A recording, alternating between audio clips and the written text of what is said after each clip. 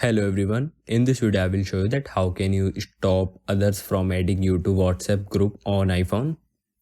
So let's get started with opening WhatsApp.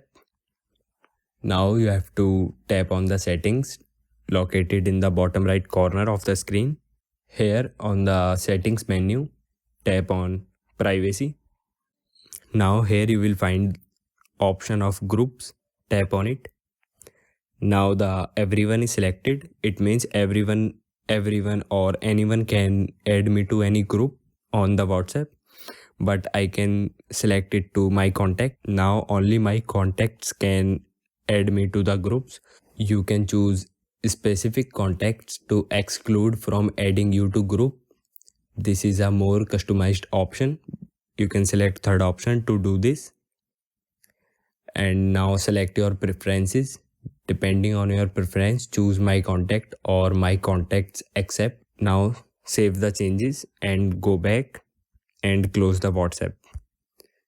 Now only the selected group of peoples or your contacts can add you to WhatsApp group.